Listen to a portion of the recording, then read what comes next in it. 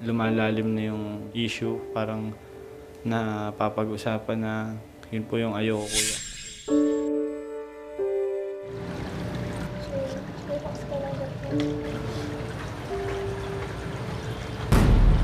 Ayoko na nga.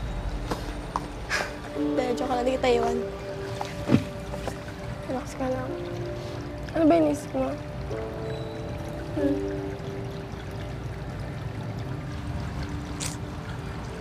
Bala ka.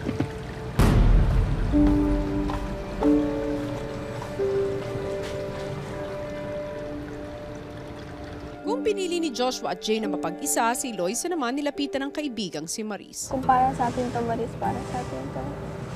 Patunayan natin na yung fake Big Four, hindi totoo yun. Ako talaga dati, hindi ko talaga pinangarap. Hindi ko inisip yung Big Four dati. Sobrang hindi. Ikaw may idea ka na ngayon kung sino lalabas. Wala.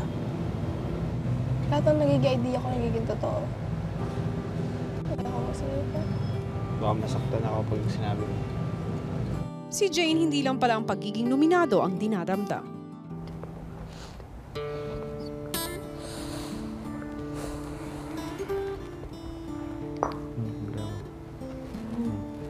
Nakikinig ka ba talaga?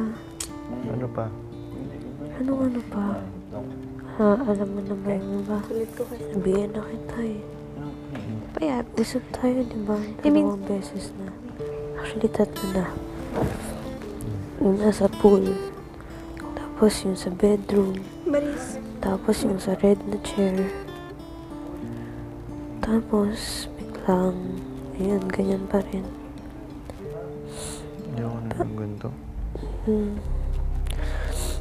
Eh, Hindi ko pala nakakabuti minsan mga pag-amin din. Hindi naman kasi yun sa paghabi. Hindi yun. Kahit sa friendship lang, kahit doon mo lang tingnan.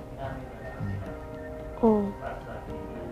Hindi ba, ito, isipin mo sa ibang point of view, hindi point of view mo, hindi sa akin, hindi kayo lang isa, hindi sa ating tatlo. Sa ibang tao. Sinong lagi magkasama dati? Sinong lagi magkasama ngayon? Parang isang ganun. Wait, ano nangyari? So, kahit hindi ako, lahat maguguluhan talaga. Sobrang ayoko ng ganito.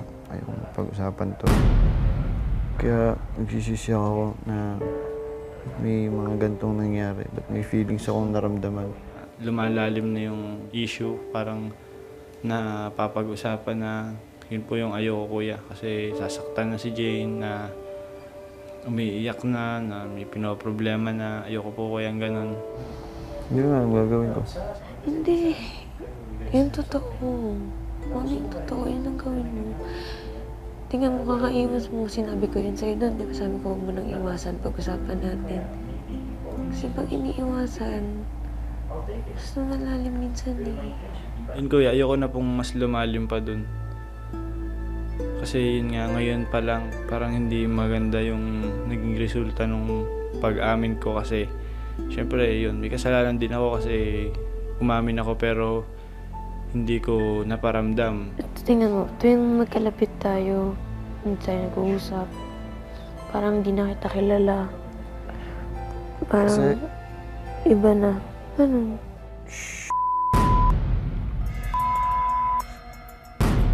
Sobrang lumalim na yung mga feelings na yung nangyari.